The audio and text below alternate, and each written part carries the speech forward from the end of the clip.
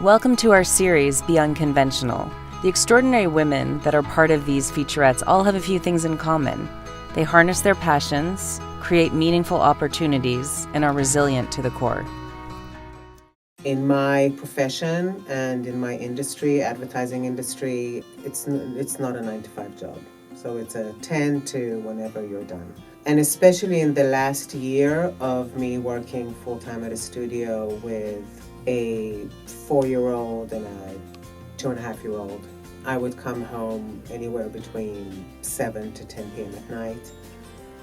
And that was extremely difficult. And also, I could really see the effect it had on my children. They really started regressing in their development and in their wants and needs. And it was becoming increasingly more difficult for my husband to try and make it all happen. That year, career-wise, was probably the most fulfilling year of my career as far as the projects that I was working on. It was the most horrible year as far as being a mother is concerned. After that, I figured out that I don't want to do that anymore. Being a mom and a present mom was really my top priority. So I quit my job and started freelancing so I could have more control. Find a place that you like what they do, that you like the project that they work on. If it's audio post, if it's music, and try to get an internship there. It's a lot of hard work, it's a lot of time and energy put, and it's really kind of climbing the ladder of interning to assisting. Find somebody you really admire and sit with them and look and listen and learn. I can say with freelancing, what's great is that I work a lot from home. So I can drop it all, pick up my kids from school, be with them in the afternoons, and then they go to bed and I'm back at work. I have been feeling, I would say in the past 2 years, it's really important to me to do things that are meaningful. Because I want to be a present parent and I'm trying to juggle between career and motherhood,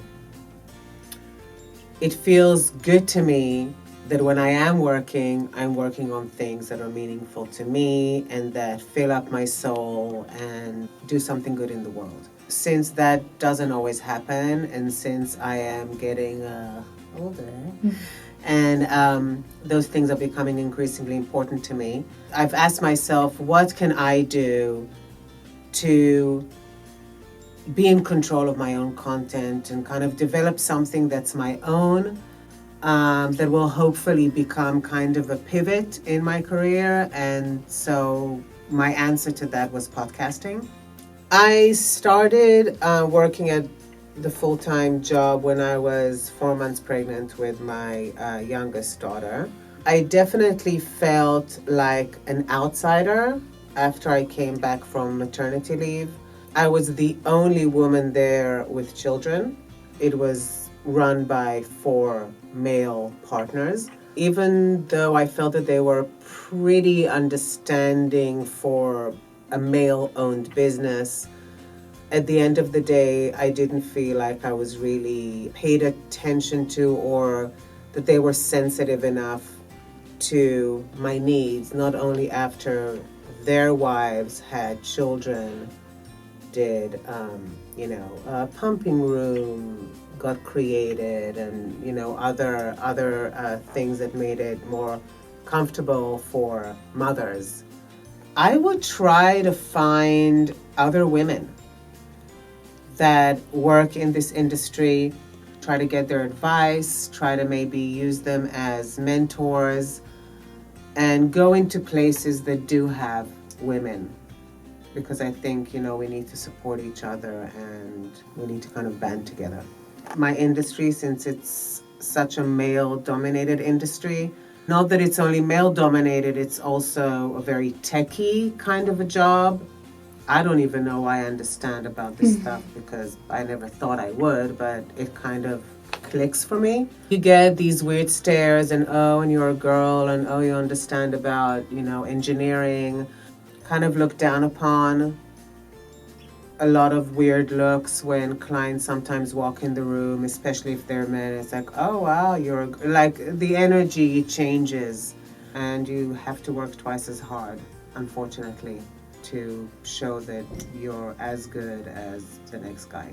Quite a few Facebook groups that are great, like Women in Post Production, Chicks in Film, also LinkedIn groups. So I think getting into all those groups really helps because it's women trying to support women.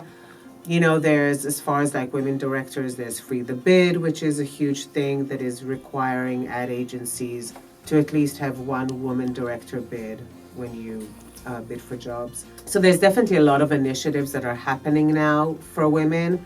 I'm not a person who lives and breathes what I do 24/7. I have a lot of other interests and things that I love to do in my life.